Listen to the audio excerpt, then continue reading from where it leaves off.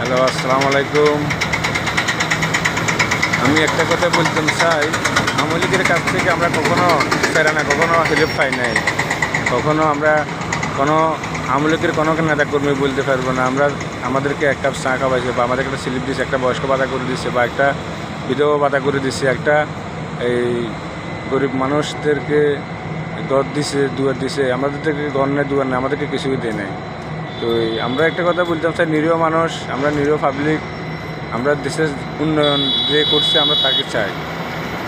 এই দেশে 560টা না 100টা মডেল মসজিদ করে দিচ্ছে। কে করে দিচ্ছে? শেখ হাসিনা সরকার দিচ্ছে। দেশে পদ্মা সেতুর ট্যালেন্ট কে করছে?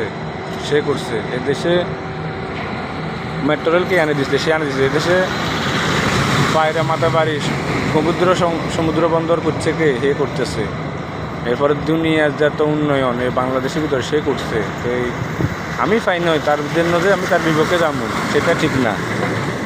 যে উন্নয়ন করছে তার কথা বলতে হবে, যে দেশের উপকার করছে তার কথা বলতে হবে। আমি না পাই, আমি একজনে পাই না, আমার মতো যে হাজার হাজার মা বোন ফ্যামিলিরা পাইছে। হ্যাঁ, শত শত হাজার হাজার মা বোনের উপকার পাইছে, হেল্প পাইছে। দেশের পদ্মা সেতু কে করছে সবাই জানে, এই দেশের উন্নয়ন কে করছে সবাই জানে। তো আপনার কাছে একটা কথা বলতে চাই, আপনাদের দেশের বিবেক আপনাদের হাতে ছেড়ে দিলাম। যে জাতির মাথার উপরে এই যে যে যে বঙ্গবন্ধু শেখ মুজিবের মাথার উপর বসে এই জাতি ফসা করে দিতে পারছে, এই জাতি কখনো দেশ উন্নয়ন করতে পারবে না।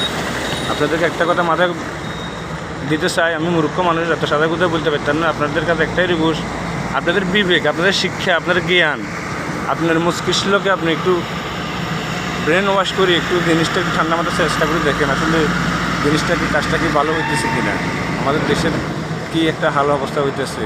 আর আমাদের বর্তমান সরকার ডাক্তার ইউনূস স্যারকে বলতেছি, স্যার আমাদের মোটর লাইনের কোনো হেল্প, কোনো কিছু আমরা পাই নাই। মোটর লাইনের মানুষ অনেক কষ্ট করে, অনেক যান বাজি রাখে মোটর লাইন চালায়। মোটর লাইনের রাত নেই, দিন নেই, 24 ঘন্টা ডিউটির ভিতরে আমার কোনো সরকারি কোনো রুলসে কোনো বেতন নেই, কোনো কিছু নেই। এদের কোনো মানে এটা অবহেলিত ভাবে আসে, এদের দেখার মতো কেউ নাই।